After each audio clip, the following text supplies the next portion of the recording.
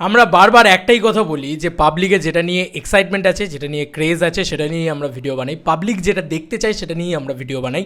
তো already the mafia সিনেমাটা, এই সিনেমাটার অলরেডি কাস্টিং অ্যানাউন্সমেন্ট হয়ে গিয়েছে গুগলের ভিতরে, এবং এটা অনেক দিন ধরেই হয়তো রয়েছে, আমি খেয়াল করিনি কোনো দিন। সেখানে যাদের যাদের নাম দেখা যাচ্ছে দেবদা জিতদা বাদ দিয়েও, সেটা it is a bang on news. এবং এই কাস্টিংটা সত্যি যদি হতো, এটা এডিটেড আর কি অ্যাকচুয়ালিতে, এটা এডিট করা যায়। অনেকেই বলবে কীভাবে এডিট করা যায়, তুমি কি কোনো দিন এডিট করেছো?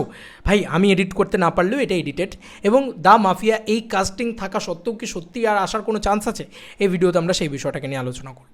তো প্রথমত, তোমরা জাস্ট কিছু করতে হবে না, তোমরা জাস্ট একদম গুগলে যাবে এবং গুগলে গিয়ে সোজা লিখবে দ্য মাফিয়া। বেশি কিছু লিখতে হবে না, দ্য মাফিয়া এই কথাটা লিখলে এই মুভি নেম দ্য মাফিয়া এটা চলে আসবে, এবং এখানে কিন্তু একদম পরিষ্কারভাবে এই নেমটাই চলে আসবে, ঠিক আছে? এছাড়া কিন্তু আর অন্য কোনো নাম আসবে না। এবং এখানে ডিরেক্টেড বাই রাজ চক্রবর্তী বলে দেওয়া আছে, যেটা রাজচন্দ্র ট্রাই করেছিল আর কি অ্যাকচুয়ালিতে, আমি যতটুকু জানি, ভুল জানতে পারি আমি। এবার এখানে যা কাস্টিং ক্রাউঞ্চ রয়েছে, যে নামটা দেওয়া রয়েছে কাস্টিংয়ে, দেখো দ্য মাফিয়া কাস্টিং এখানে দেওয়াই আছে কাস্ট। সেখানে কি লেখা হয়েছে দেখো, এক হচ্ছে শ্রদ্ধা দাস মানে সেই শ্রদ্ধা দাস যে তোমার প্যান্থারে ছিল আর কি, সেই শ্রদ্ধা দাস। জনি লিভার, যেটা অবিশ্বাস্য, কোনো দিন সম্ভব না। শুভশ্রী গাঙ্গুলি, এবং শুভশ্রী গাঙ্গুলির ক্যারেক্টারটার নাম পর্যন্ত দিয়ে দিয়েছে, ঠিক আছে? শুভশ্রী গাঙ্গুলি এক্ষেত্রে ক্যারেক্টারের নাম কি, মিস্টার ডিএস অ্যাসিস্ট্যান্ট, এরকম একটা ব্যাপার। ও মিস্টার দেব অ্যাসিস্ট্যান্ট সম্ভবত। আচ্ছা, দেবদার মিস্টার দেব নাম রয়েছে, দেবদা রয়েছে। জিতদা রয়েছে সিনিয়র ইন্সপেক্টরের ভূমিকায়, এরকম ধরনের লেখা রয়েছে আর কি। এগুলো কোনো দিনই হবে না, এগুলো বেকার, আমি বলে যাচ্ছি, জানি আমি বেকার বলে যাচ্ছি, কিন্তু ওই যে বললাম পাবলিক চাইছে যেটা, সেটাই বলছি। ইন্দ্রনীল সেনগুপ্ত রয়েছে সিদ্ধার্থ এই ক্যারেক্টারে, কোয়েল মল্লিক রিয়ার ক্যারেক্টারের নাম ছিল। এছাড়াও রয়েছে হুসেন কুয়াচারওয়ালা, রাজ আঙ্কেল, ঠিক আছে? আমি এই কাস্টিংকে চিনি না। অঙ্কুশ হাজরা রয়েছে। আচ্ছা, এসিপি ইন্সপেক্টর হিসেবে রজতব দত্ত রয়েছে। লকেট চ্যাটার্জি রয়েছে, colleague of mister mafia. Sub inspector হিসেবে খরাজ মুখার্জি রয়েছে কমেডির হিসেবে। আচ্ছা, রাজ ফাদার হিসেবে রয়েছে হচ্ছে বিশ্বজিৎ চক্রবর্তী। লাবণী সরকার রয়েছে রাজ মাদার, এবং বিশ্বনাথ বসু হচ্ছে ফ্রেন্ডস অফ রাজ। এই রাজটা কে? রাজ মানে রাজ ক্যারেক্টারটার কোনো একটা ইয়ে আছে, রাজ ক্যারেক্টারটা সম্ভবত দেবদার ক্যারেক্টার হতে পারে, সম্ভবত জিদ্দার ক্যারেক্টার হতে পারে। তো এরকম একটা ব্যাপার দিয়ে তারা করেছে। এই হচ্ছে কাস্টিং, ঠিক আছে? এটা নিয়ে আমাকে কথা বলতে বললো যে বস তুমি কথা বলো যে গুগলে এরকম কাস্টিং দেখাচ্ছে দ্য মাফিয়া লিখলে।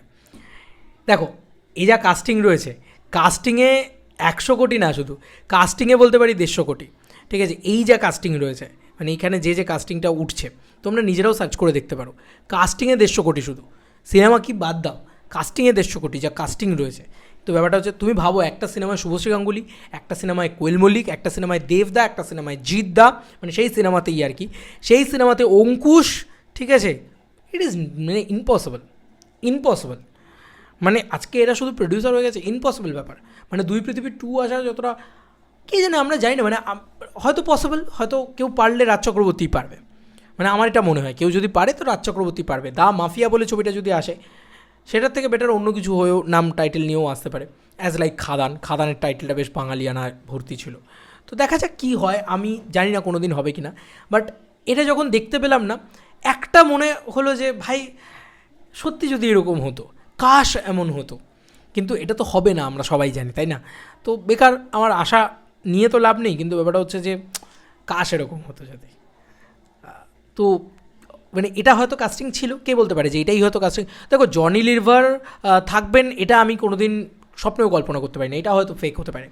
তো বাকি যে কাস্টিং ক্রাউন্সটা ছিল, সেটা হয়তো এটাই ছিল, কে বলতে পারে, যে যখন ছবিটা মানে হয়েছিল আর কি।